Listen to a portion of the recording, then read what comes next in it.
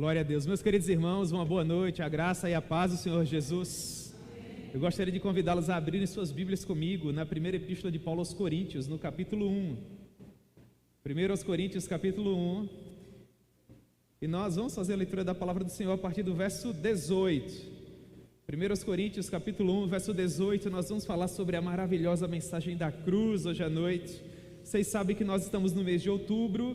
Se passam 505 anos da Reforma Protestante. Nós vamos falar um pouco, irmãos, sobre um dos pilares da graça. Hoje à noite nós sabemos que são 5 pilares: somente a Escritura, somente a graça, somente a fé, somente Cristo e somente a Deus a glória.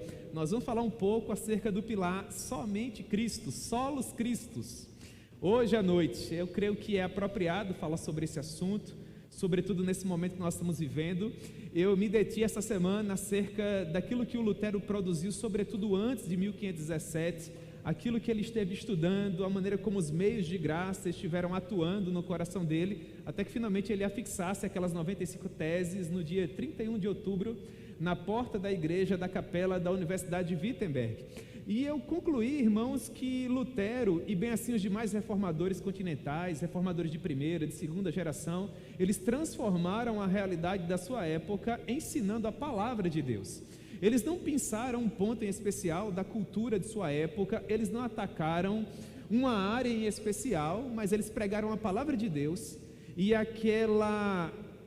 ideia cristã e aquela cosmovisão cristã, ela permeou todas as áreas da sociedade e transformou radicalmente não apenas aquela Alemanha, aquela França, aquela Bavária, aquela Boêmia daquele século XVIII, daquele século XVI, mas tem influenciado as nossas gerações até os dias atuais. Portanto, me parece que essa é uma receita interessante para os dias atuais, se nós quisermos de fato auxiliar a sociedade na qual nós estamos inseridos, se nós quisermos ter uma voz profética para implementar na terra os valores do reino de Deus e transformar algo daquilo que nós temos experimentado.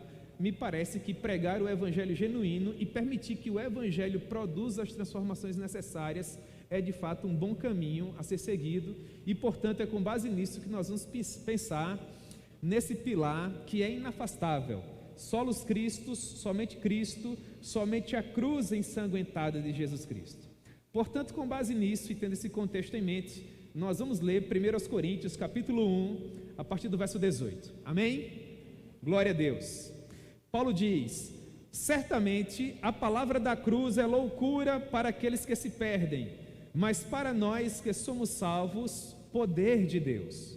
Pois está escrito: destruirei a sabedoria dos sábios e aniquilarei a inteligência dos instruídos. Onde está o sábio? Onde o escriba? Onde o inquiridor deste século?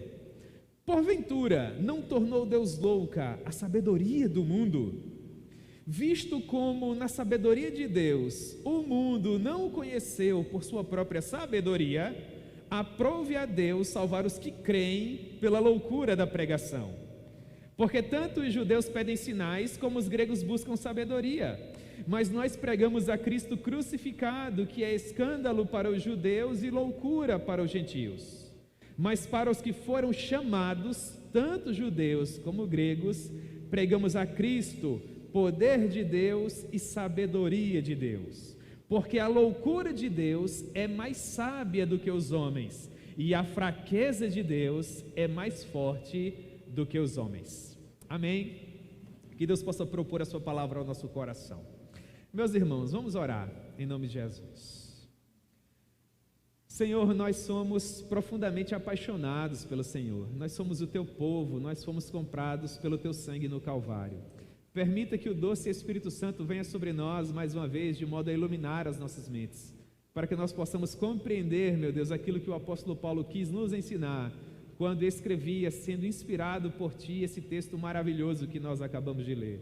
Conceda-nos um momento de paz, um momento de reflexão, e que o doce Espírito Santo nos permita guardar um bom depósito acerca de todas as verdades que porventura o Senhor vier a tratar conosco aqui, de uma maneira simples e de uma maneira objetiva. Em nome de Jesus. Amém. Pois bem, meus irmãos, o apóstolo Paulo se encontrava na cidade de Éfeso quando ele escreveu esse documento. Ele estava na porção inicial da sua terceira viagem missionária. Na cidade de Éfeso foi onde o apóstolo Paulo mais se demorou, vocês sabem isso. Ao que parece, ele esteve na cidade de Éfeso naquele recorte histórico que vai do ano 55 até, quem sabe, o ano 58 depois de Cristo.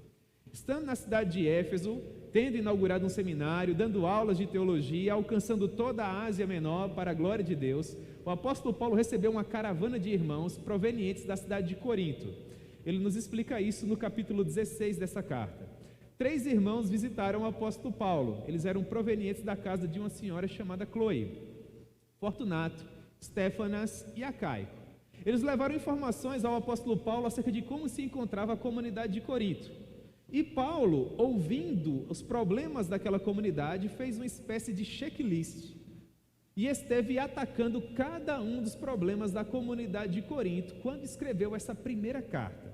Portanto, do capítulo 1 ao capítulo 4, Paulo vai tratar a respeito dos partidos que estavam inseridos dentro da comunidade de Corinto e que não contribuíam para a maior glória de Deus. Os nossos irmãos da cidade de Corinto, os nossos irmãos gregos, eles festejavam muito aquelas pessoas que possuíam um vocabulário rebuscado, aquelas pessoas que conseguiam andar com desenvoltura pelos corredores do saber humano, de modo que à medida que eles ouviam bons pregadores, eles se associavam àqueles pregadores, não porque aqueles pregadores tornavam aquelas pessoas mais parecidas com Cristo, mais semelhantes a Cristo, mas porque eles eram bons oradores.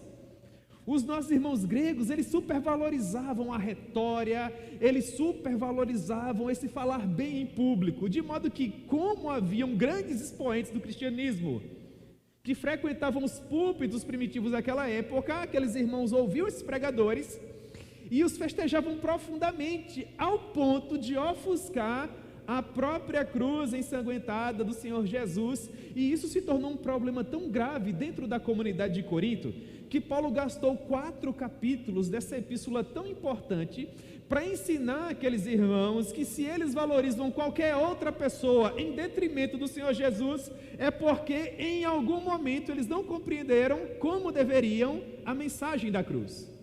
Porque convenhamos, quando nós compreendemos em toda a sua exuberância a mensagem da cruz, nós não falamos eu sou de Paulo, eu sou de Apolo, eu sou de Pedro, não, irmãos. De uma maneira espiritual e genuína, nós falamos eu sou de Cristo, porque Cristo sangrou por mim na cruz do Calvário, Ele pagou o preço, Ele é o meu Rei, Ele é o meu Redentor. E esses homens, por mais elaborados e estudados, são meras ferramentas inadequadas nas mãos desse Deus Espírito Santo.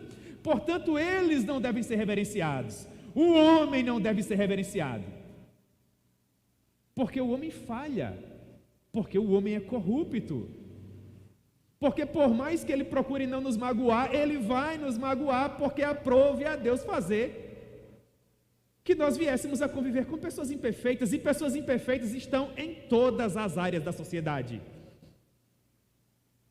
E nós precisamos, irmãos, compreender de uma vez por todas que apenas o Senhor Jesus jamais nos frustrará.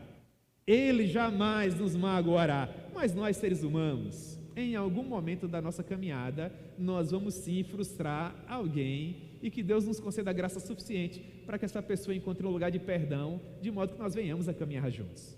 E Paulo constrói esse contexto para explicar para esses irmãos que eles estavam equivocados.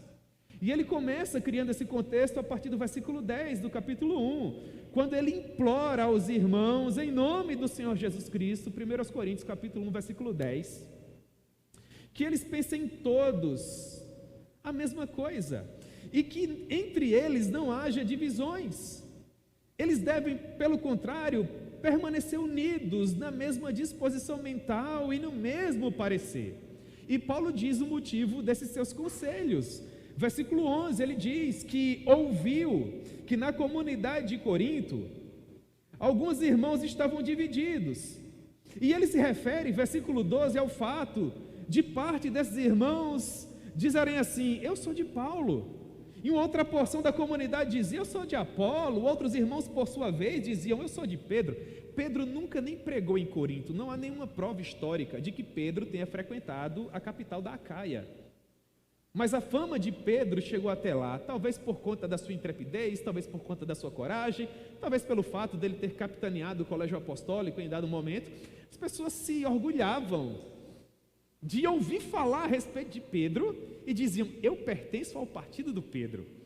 O Apolo, convenhamos, era um pregador elaborado, um homem muito inteligente, tinha uma retórica poderosa. Os nossos irmãos gregos festejavam e diziam: eu sou de Apolo. Paulo, irmãos, maior teólogo de todos os tempos, um homem que escreveu 50% do Novo Testamento, dava ibope dizer que era amigo de Paulo. Agora, convenhamos, imagine você dizer que era do partido de Cristo. Super espirituais, sim ou não? Mas os irmãos estavam, segundo os nossos melhores doutrinadores, cometendo aqui o pecado do orgulho. Eles não se orgulhavam da cruz ensanguentada, eles se orgulhavam da prerrogativa divina do Senhor Jesus. Eu sou do partido dele, eu pertenço a ele. Eles queriam que portas viessem a se abrir, que oportunidades surgissem. Uma coisa é você ser do partido de Jesus para morar com ele na eternidade. Outra coisa completamente diferente é você ser do partido de Jesus para que oportunidades surjam. É isso que Paulo ataca aqui. Esses irmãos estavam equivocados. E Paulo diz que aquele equívoco não partia do comportamento dele, porque conhecendo o comportamento cultural da comunidade de Corinto, Paulo nunca privilegiou esse orgulho. Ele sabia que se caminhasse de uma maneira mais afeita com aqueles irmãos, provavelmente eles os usariam dessa intimidade para dizer: vocês estão vendo, eu sou mais próximo do Paulo, eu tenho prerrogativas a mais. Porque, por exemplo, Paulo me batizou. Vocês foram batizados por Paulo? Não, vocês não foram, eu fui. Para mitigar esse orgulho no coração dos nossos irmãos Corinto, Paulo procurou, segundo ele próprio, não batizar ninguém. Ele diz assim, versículo 14 do capítulo 1: eu dou graças a Deus porque a nenhum de vocês eu batizei, exceto o Crispo e o Gaio. Por que Paulo diz isso? Versículo 15: para que ninguém sendo batizado por ele viesse a dizer que era melhor que qualquer um outro. Ele diz ainda no verso 16 que batizou os irmãos da casa de Estéfanas, mas além destes eu não me lembro de ter batizado nenhum outro. Será que é pecado um pregador do evangelho batizar uma pessoa que se rende ao Senhor Jesus? Não, não é pecado. Mas Paulo procurava combater o orgulho do coração daqueles irmãos. E ele diz isso no versículo 17, quando afirma: porque o Senhor Jesus não me enviou para batizar, mas para pregar o evangelho. Não com sabedoria de palavra, para que não se anule a cruz de Cristo. Paulo está nos ensinando que não é errado batizar, mas ele procurou não batizar aqueles irmãos para que eles não tivessem motivo de se orgulhar. Paulo diz: eu não batizei essa comunidade para que eles não se arrogassem dizendo: vocês estão vendo aí, eu fui batizado por Paulo. Paulo diz: Deus não me enviou para produzir um palanque de orgulho para quem quer que seja. Deus me enviou para pregar o evangelho, e não com sabedoria de palavra. Porque conhecendo o coração dos coríntios, olha o que Paulo vai dizer no capítulo 2, versículo 4. 1 Coríntios 2,4: a minha palavra e a minha pregação não consistiram em linguagem persuasiva de sabedoria humana. Paulo não pregou de uma maneira rebuscada, Paulo não pregou com palavras chiques, porque ele sabia que os coríntios valorizavam isso. Então, como foi que esse homem pregou o evangelho, meu Deus? Porção final do versículo 4 do capítulo 2: Paulo pregou o evangelho em demonstração de espírito e de poder. Com que objetivo? Versículo 5 do capítulo 2: para que a fé dos nossos irmãos coríntios não se apoiasse em sabedoria humana, e sim no poder de Deus. Vocês percebem? O erro não estava na postura de Paulo, o erro não estava na mensagem que Paulo pregava. Na verdade, os nossos irmãos estavam equivocados, porque eles se orgulhavam sobre aspectos em que eles jamais deveriam se orgulhar. Portanto, como é que Paulo vai combater isso? Pregando o evangelho, ensinando para aqueles irmãos a mensagem da cruz. Porque Paulo sabia que se ele dissesse assim: olha, não se associa a Apolo não, com meras palavras, as pessoas se associariam. Porque toda forma de associação, segundo o teólogo David Koyes, é uma forma de idolatria. Se a pessoa estabeleceu o conceito, e se ele tem aquela pessoa como ídolo, meu irmão, você vai gastar toda a sua saliva. E você pode trazer todo tipo de argumento que aquela pessoa jamais vai deixar de ser um ídolo.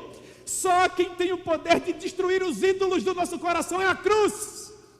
Apenas a cruz. É a cruz que estilhaça as defesas do nosso coração e escancara para nós a maneira equivocada com que nós pensamos, e os caminhos tortuosos que nós estamos seguindo, e as pessoas com as quais nós nos associamos que não fazem bem a nós, tampouco a nossa comunidade.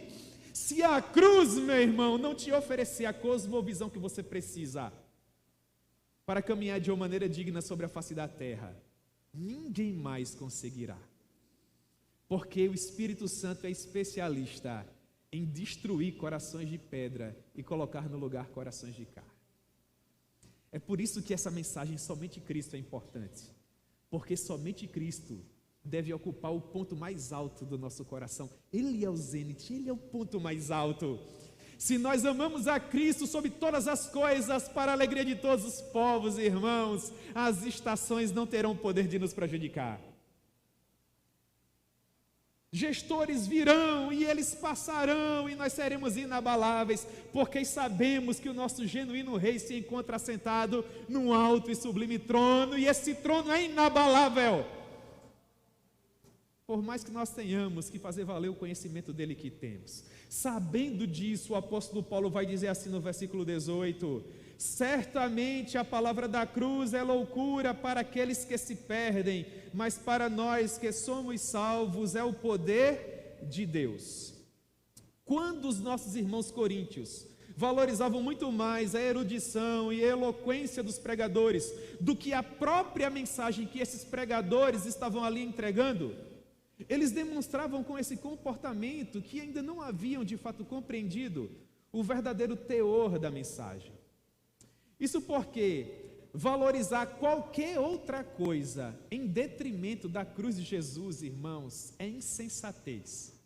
Vocês lembram de Gálatas capítulo 3, quando Paulo começa a parte dogmática da carta, a parte teológica da carta? Gálatas capítulo 1, capítulo 2 é a introdução histórica. No capítulo 3 ele começa com um argumento. E como alguns irmãos da Galácia já haviam se deixado levar por falsos pregadores, Paulo começa o capítulo 3 nessa porção mais teológica dizendo assim: ó insensatos Gálatas. Eu não gosto muito de peça assim dentro da igreja não, sabe, irmãos, no momento do culto solene, mas eu abri uma exceção só para ver essa fala.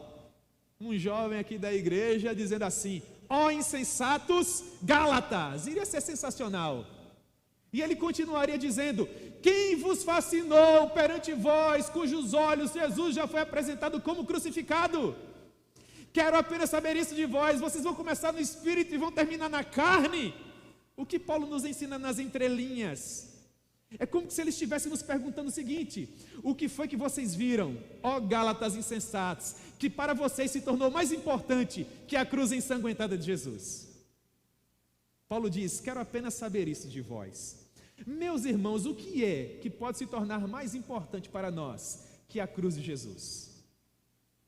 Não há absolutamente nada. Contudo, essa cruz de Jesus tem sido profundamente dessacralizada nos dias atuais.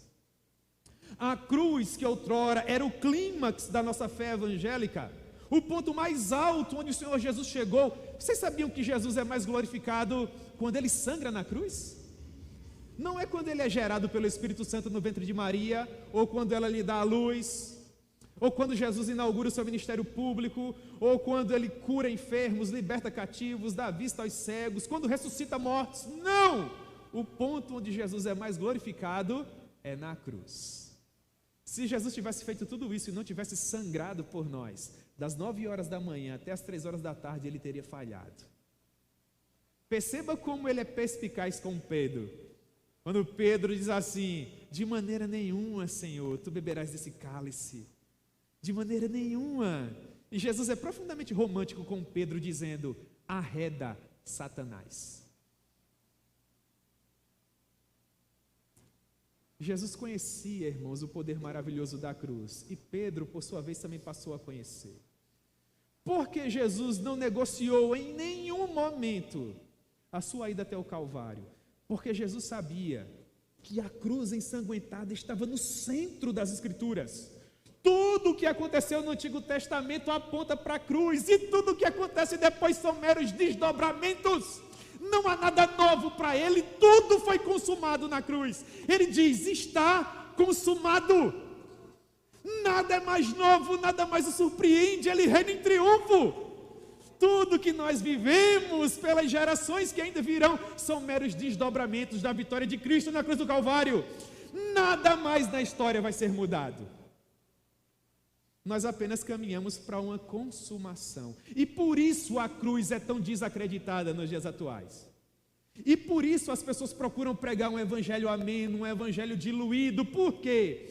Porque quando nós esvaziamos a cruz da mensagem do evangelho, Jesus deixa de ser o cordeiro que sangra.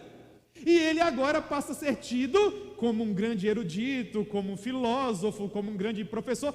Jesus era um homem que caminhava com desenvoltura pelos corredores do saber humano. Jesus era um homem formidável. Jesus era um homem exuberante. Jesus era um gentleman. Não, irmãos, Jesus é o cordeiro que sangra. Nós não podemos nos relacionar com ele como se ele fosse um erudito, ou um professor, ou um filósofo, ou um homem de grande sabedoria. Ele foi tudo isso, é verdade, mas ele é o Messias, ele é o Cristo. E nós precisamos nos relacionar com ele através de valores absolutos. Ou ele é o que sangra e paga o preço através dessa mensagem chocante, ou então ele não é nada. Porque se você se relacionar com ele como um grande erudito, meu irmão, ele não significa nada para você. Ele não pode te salvar como um erudito. Se você se relaciona com ele como um grande filósofo, ele não pode salvar você. Ele não pode te salvar como um filósofo. Ele não pode te salvar como um professor. Ele só pode salvar você como o cordeiro que sangra, que morre de maneira vergonhosa, vexosa, que deixou aquela poça de sangue enorme aos pés da cruz, para que o pecador olhe para essa visão e se envergonhe dos seus pecados e diga: isso foi por mim.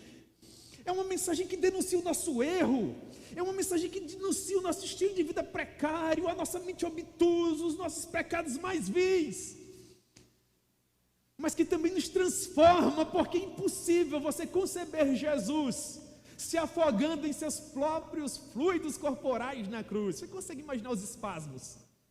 Quando um ser humano morria afogado com os pulmões cheios de água e sangue, nem o osso dele se quebrou. E o Espírito Santo leva você até o Calvário e diz: você consegue ver isso, seu pecador miserável? Isso foi por você. Nesse momento ele é glorificado. Assim como Paulo nos ensina, Jesus Cristo morreu e ressuscitou para ser Senhor sobre tudo e sobre todos.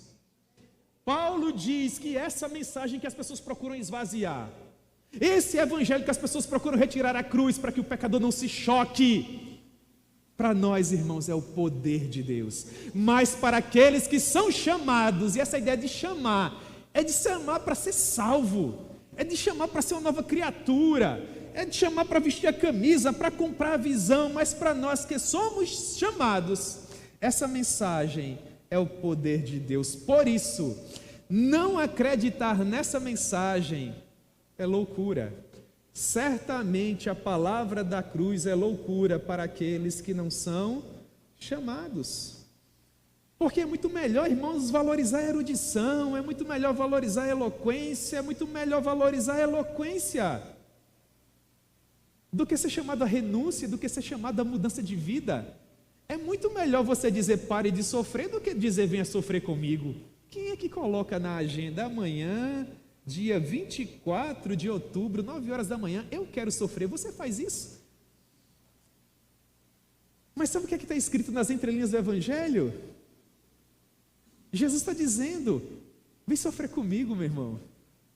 No mundo você terá aflições, mas tenha bom ânimo. Vem sofrer comigo, porque eu venci. Essa é a mensagem. Portanto, ao invés de exaltar, a cruz humilha o homem. Ao lhe declarar que é por meio da morte vergonhosa do Senhor Jesus que Deus salva os pecadores, e não por meio dos seus méritos, do seu brilho, da sua capacidade, o homem se torna inapto. Portanto, essa mensagem que denunciava o pecado que colocava o homem no seu devido local, era loucura para a sociedade glamurosa de Corinto, para a sociedade helenizada de Corinto. Ninguém queria sujar com sangue. Meu irmão, se você não volta para casa sujo de sangue, o pregador foi muito mal aquela noite.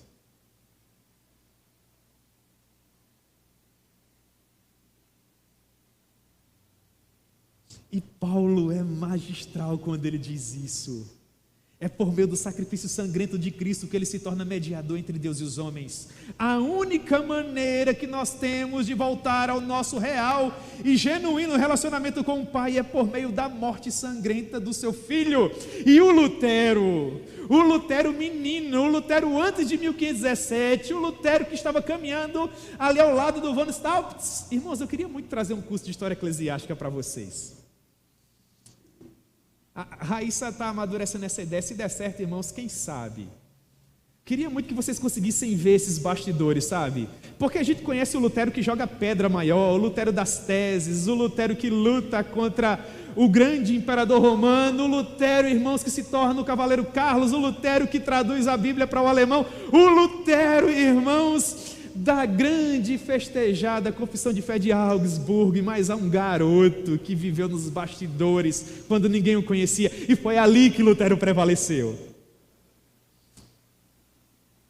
E é muito bonito ver os meios de graça atuando na vida daquele rapaz, quando ninguém o valorizava, quando a sua família não o amava, quando ele estava prestes a ser excomungado, quando as pessoas queriam matá-lo mesmo quando ele não era famoso, e ele tinha todas as oportunidades de renunciar aos seus pensamentos que não eram conhecidos mundialmente e voltar à sua zona de conforto. Mas ele dizia: a menos que eu seja conhecido por uma razão simples ou pelas escrituras, eu jamais me calarei, eu nunca irei contra a minha própria consciência. Mas como nós nos apressamos em irmos de encontro à nossa própria conveniência quando isso nos é conveniente. Então você precisa conhecer o Lutero dos bastidores. E esse Lutero dos bastidores, em uma defesa magnífica da cruz de Cristo, em um documento que todo cristão devia ler, chamado A Controvérsia de Heidelberg, o Lutero disse assim: quando o homem tenta se relacionar com Deus sem a mediação da cruz, ele se torna um louco insensato. Ele se torna um idólatra, achando, assim como no evento da Torre de Babel, que por meio das suas próprias obras e sabedoria e glória, ele pode construir a sua própria escada, subir aos céus e conversar com Deus face a face. Se relacionar com Deus sem a intermediação da cruz de Jesus é loucura e idolatria.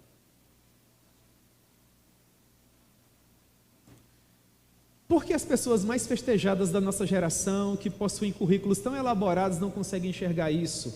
Paulo diz assim: porque Deus destruiu a sabedoria dos sábios e aniquilou a inteligência dos instruídos. Ele está fazendo a citação do profeta Isaías.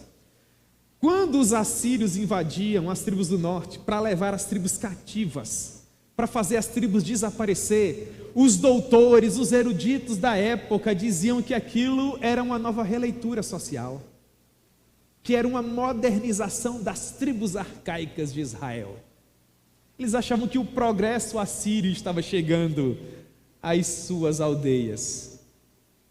E o profeta Isaías olhava para o comportamento daqueles homens e diziam: vocês não conseguem ver que vocês estão em morte, que um abismo os espreita, que essas pessoas estão levando vocês à ruína, porque não possuem a cultura de vocês, não possuem o estilo de vida de vocês, não servem ao Deus de vocês, eles estão levando vocês para o buraco. Mas os gestores das 10 tribos do norte não conseguiam enxergar isso, e o Isaías olhava para o tamanho da loucura, do desvario daquelas pessoas, e o Isaías dizia: onde está a sabedoria desses líderes? Onde está a inteligência desses homens? Onde está o sábio? Onde está o erudito? Onde está o elaborado? E o Isaías vai dizer: Deus tornou de fato louca a sabedoria desse século, porque o homem não consegue mais nem enxergar o abismo que o espreita. Paulo está fazendo uma aplicação para a igreja de Corinto. Ele está dizendo que a mensagem da cruz é o que pode transformar a realidade daquelas pessoas, torná-las novas criaturas, garantir para elas um lugar no céu. Mas eles preferiam a retórica humana, eles preferiam as portas abertas da conveniência humana, eles preferiam se associar com homens famosos que não a Cristo. Então é nesse contexto que Paulo diz: visto como na sabedoria de Deus o mundo não conheceu por sua sabedoria, aprove a Deus salvar os que creem por meio da loucura da pregação. E porque é uma coisa louca acreditar nessa mensagem, porque é uma mensagem que faz com que nós venhamos a deixar de viver os nossos próprios planos para viver os planos de Deus. É uma mensagem que rouba de nós o nosso projeto de vida e nos faz viver o projeto de Deus. É uma mensagem que nos faz remar contra a maré. É uma mensagem que nos torna contraproducentes. É uma mensagem que nos torna contra a cultura. É uma mensagem que nos faz bater o pé dizendo: eu não aceito, eu não me rendo, eu não admito. É uma mensagem que as pessoas vão nos rotular e vão nos achincalhar e difamar e vão nos injuriar, e nós pouco nos importaríamos porque nós sabemos a quem devemos agradar. É uma mensagem que nos liberta das etiquetas das nossas roupas e do jeito de usar o cabelo. É uma mensagem que nos liberta do preço da nossa casa ou do preço do nosso carro. É uma mensagem que nos liberta do preço das nossas viagens, porque nós não precisamos mais nos justificar para ninguém. Sabemos que já fomos justificados. Você não precisa mais se justificar com a tua roupa, com o teu cabelo, com a tua casa, com o teu carro, com as tuas viagens, com o teu estilo de vida. Você já foi justificado. E isso é tão louco, irmãos. E é tão libertador. E eu convido você a abrir mão da sua vida, para viver a vida dele. Eu convido você a estar crucificado com Cristo. A ideia é literal, na minha maneira de interpretar o apóstolo Paulo. Porque quando ele escreve aos Gálatas e diz: eu estou crucificado com Cristo, gastem 2 ou 3 segundos das vidas preciosas de vocês imaginando aqui um moribundo crucificado, se esvaindo em sangue, morrendo afogado em seus fluidos corporais, e pergunta assim para ele: qual o curso universitário que você vai fazer? Qual a tua próxima viagem internacional? Até que você vai trocar de carro? Sabe o que ele vai responder para você?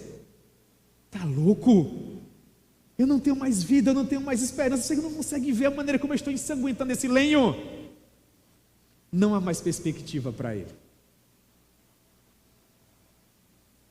Paulo se aproveita, irmãos, dessa ilustração e diz: eu já estou crucificado com Cristo. Não é mais o que eu quero, não é mais o meu curso, a minha casa, o meu carro, a minha vida, os meus planos, a minha viagem. É o que ele quer. Preste atenção na interpretação. Porque a vida que eu agora tenho, eu a tenho no Filho de Deus, que me amou e a si mesmo se entregou por mim. Você consegue ver isso? A vida que Paulo tem, ele a tem no Filho de Deus, porque Paulo está crucificado com Cristo.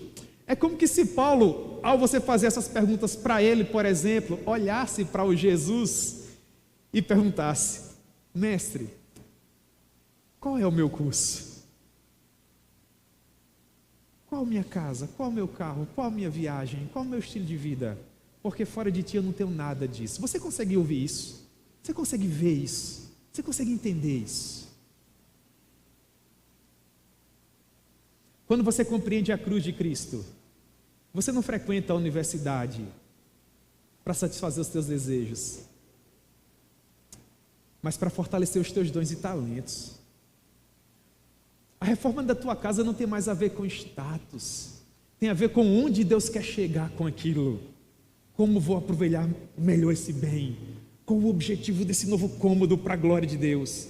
E tudo mais que você faz, você apenas faz porque tem essa ambição. Do ponto de vista humano, isso sempre vai ser loucura. E é sensacional. E Paulo continua: porque os judeus pedem sinais, os gregos buscam sabedoria. Já naquela época, as pessoas queriam ouvir um evangelho ao gosto do freguês. Por que os judeus pediam sinais? Porque Jesus, o carpinteiro de Nazaré, alguém que por toda a vida permaneceu incógnito e que por 3 anos de um ministério avassalador, após 3 anos de um ministério avassalador, morria vergonhosamente na cruz, não era ninguém. Eles não podiam crer num Messias que morreu crucificado. O próprio Antigo Testamento, em Deuteronômio, capítulo 21, versículo 23, dizia: maldito o homem que for pendurado no madeiro. E os judeus olhavam para o Jesus crucificado, e como pode ser isso? Como pode ser isso? Não, essa mensagem é chocante demais para nós. E os gregos, por óbvio, queriam sabedoria. Todo o panteão grego era formado por deuses excêntricos. Pisou na bola, Zeus mandava um raio na tua cabeça. Ares criaria uma guerra, Poseidon mandaria um maremoto, Atena perseguiria você com aquela sua mente belicosa. Todos eles excêntricos. Mas em Jesus nós temos um Deus humilde, que oferece outra face, que caminha mais uma milha, que sofre o dano, e os gregos não conseguiam compreender essa humildade de Jesus. É inconcebível um Deus que sangra, um Deus que diz: eu poderia pedir ao meu pai, ele mandaria milhares de anjos para me defender, mas o meu reino não é dessa terra. Um Deus que diz: ninguém tem o poder de tirar a minha própria vida de mim, eu espontaneamente a dou. Meu Deus! Os judeus pediam sinais, os gregos procuravam por sabedoria, e Paulo era um homem muito inteligente. Paulo poderia dar os sinais que os judeus queriam. Ele era um apóstolo do período apostólico. Coisas extraordinárias aconteciam por meio do ministério de Paulo. Paulo, irmãos, quando estava muito ocupado, às vezes as pessoas pegavam os aventais que ele usava na oficina e levavam para curar enfermos, sim ou não? Paulo poderia ter produzido sinais. Ele produziu para a comunidade da Grécia? Não, ele não produziu.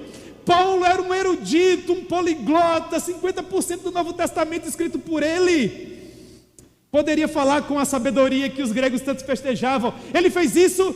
Não, ele não fez. Paulo nunca pregou um evangelho ao gosto do freguês. Jamais. O que é que ele diz no verso 23? Mas nós pregamos a Cristo crucificado apenas dessa maneira. Nós não submetemos aos sinais dos judeus, nós não submetemos à sabedoria dos gregos. A mensagem é essa, e você precisa se render a ela. Mas nós pregamos a Cristo crucificado. E ele reitera: escândalo para os judeus e loucura para os gregos. Quer se associar com Cristo, meu irmão? Venha por meio da loucura do evangelho, venha por meio do escândalo, pague o preço do discipulado. O pastor Augusto Nicodemos diz algo que é muito interessante com base nesse verso. Ele diz assim: a resposta de Paulo à exigência dos judeus por sinais e a busca dos gregos por sabedoria foi pregar a Cristo crucificado, contrariando os interesses deles. Então o pastor Augusto diz assim: aqui nós temos o cerne da mensagem de Paulo ao mundo místico e intelectualizado da sua época. Paulo tinha condições de realizar sinais para satisfazer os judeus e de fazer uma apresentação intelectualizada e filosófica do evangelho para satisfazer os gregos. Todavia, em ambos os casos, se ele assim o fizesse, ele estaria esvaziando a cruz do seu poder. Que visão sensacional, irmãos! O que nós devemos fazer hoje? Pregar a cruz, que é escândalo para os judeus. Pregar a cruz, que é loucura para os gentios. E permitir que o evangelho cause a revolução que ele tem que causar. Nós não podemos permitir que o evangelho venha perder o seu aspecto chocante. Nós não podemos permitir que o evangelho venha perder o seu poder de nos envergonhar, de dizer para o ladrão que ele é ladrão, de dizer para o prostituto que ele é prostituto, de dizer para aquele de vida pífia que ele está caminhando a passos largos em direção ao inferno. Sabe por quê, meu irmão? Porque eu, tampouco você, nós jamais amaremos qualquer pecador mais do que Jesus. E se Jesus quis que o evangelho dele fosse anunciado dessa maneira, quem somos nós para dizer o contrário? Se ele quer que a mensagem seja apresentada dessa maneira, vamos apresentar dessa maneira. Doa a quem doer, e ele se responsabilizará com tudo mais que pode acontecer. A nossa missão é tão somente permanecermos fiéis. E a fidelidade tem a ver com o fato de que Cristo é o poder de Deus. o poder de Deus. E assim nós encerramos. Mas para os que foram chamados, pregamos a Cristo, poder de Deus e sabedoria de Deus. Por quê? Versículo 25: porque a loucura de Deus é mais sábia que os homens, e a fraqueza de Deus é mais forte do que os homens. O que Paulo nos ensina com isso? Quando Paulo diz que a loucura de Deus é mais sábia que os homens, ele nos ensina que a mensagem que para os homens era loucura, ao final se tornou o quê? A mais importante mensagem do universo. O Timothy Keller escreve um livraço chamado A Cruz do Rei. Você já leu esse livro? É um comentário do Evangelho de Marcos. Irmãos, que triste você entender que ele não é o rei quando ele é o rei. Que triste você entender que ele não é o Messias quando ele é o Messias. Que triste você entender que ele não está sentado à direita do Pai quando na verdade está.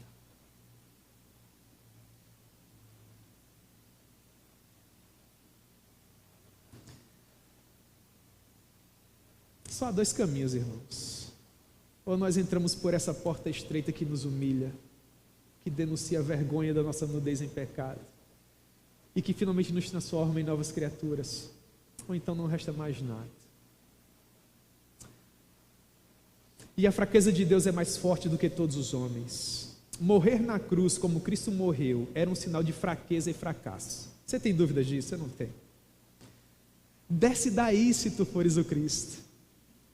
Eli, Eli, lama sabachthani. O que significa? Você sabe. Deus meu. E eles diziam, ele está chamando por quem? Aquele que não era o Messias, era o Messias. Aquele que não era o rei, era o rei. Aquele que não sentaria à destra do Pai, ele se assentou. Após o triunfo da cruz, aquilo que aparentemente era fraqueza se tornou o quê? Sabe como ele é chamado? Kyrios. Ele recebeu o supernome. Ele é Senhor. Ele é Senhor sobre o quê? Ele é Senhor sobre tudo e sobre todos. E Ele virá. Ele virá sobre as nuvens. E todo olho o verá. Até mesmo aqueles que os transfixaram. E Ele triunfará sobre tudo e todas as coisas. E nós o veremos. Nós o veremos como Ele é. O nosso olho o verá. E terá valido a pena, irmãos. E aqui nós encerramos com as palavras mais uma vez do pastor Augusto. Ele diz: o propósito de Paulo em fazer esses contrastes evidentes, seu objetivo ao comparar a sabedoria de Deus revelada na cruz com os resultados das especulações filosóficas e teológicas dos gregos e judeus, é levar os crentes de Corinto a perceber que eles estavam exaltando homens. Nós não podemos lutar por homens. Nós não podemos exaltar homens, porque homens falham. Eles devem atuar, mas nós sabemos que a probabilidade de falharem é o quê? É grande. Nós precisamos, portanto, supervalorizar quem? Cristo. Dai a César o que é César. Dai a César o que é e dai a Deus o que é de Deus. Não há lugar para a glória humana entre os que foram comprados e salvos pelo crucificado. Portanto, não deve haver na igreja lugar para o culto à personalidade. Todos aqui são ferramentas inadequadas. Eu sou uma ferramenta inadequada. Você é uma ferramenta inadequada. Mas Deus é maravilhoso em se utilizar das ferramentas mais inadequadas para, por meio delas, realizar as obras mais extraordinárias. Pois bem, 3 aplicações e nós encerramos. Em primeiro lugar, a igreja não tem motivos para privilegiar quem quer que seja, se dividindo em partidos. Ninguém aqui é de Paulo, de Apolo, de Pedro, de uma maneira mística e espiritual. Nós somos de quem, irmãos? E nada pode nos separar. Nada pode nos dividir em partidos. Só há um partido e é o partido de Jesus. Em segundo lugar, irmãos, o Cristo da cruz deve ser o centro da nossa pregação. O púlpito só serve para apresentar Jesus, irmãos. Você não deve voltar para casa dizendo como aquele homem prega bem. Você deve voltar para casa dizendo como esse Jesus é magnífico. Se tudo que o pregador conseguiu foi demonstrar para as pessoas como ele prega bem, irmãos, ele prega muito mal. As pessoas devem apaixonar-se apenas por Jesus. Elas devem olhar apenas para Jesus. O pregador é apenas uma voz, irmãos. Ele é apenas uma voz. E em terceiro lugar, as pessoas vão nos pressionar para que nós venhamos a tomar partidos, as pessoas vão nos pressionar para que nós venhamos, irmãos, nos enclausurar com base em bandeiras, as pessoas vão nos pressionar para que nós venhamos a comprar outras visões que não a do Evangelho. Nós temos que ter, irmãos, muito firme em nosso coração a quem nós devemos servir e a quem nós devemos agradar. Vivendo em primeiro lugar a nossa cidadania celestial, mas não abrindo mão da nossa cidadania humana e temporal. A nossa cidadania humana deve ser um reflexo da nossa cidadania espiritual, da nossa cidadania celestial. Como um cristão, como é que nós devemos nos posicionar diante de tudo aquilo que vier a ser colocado diante de nós? Se você conhece a mensagem da cruz, se você tem contato com o Evangelho, meu irmão, a sua consciência sempre estará tranquila na certeza de que quer comendo, quer bebendo ou fazendo qualquer uma outra coisa, você sempre estará atuando para a glória e que Deus arque com as consequências, para a glória do nome dele. Amém?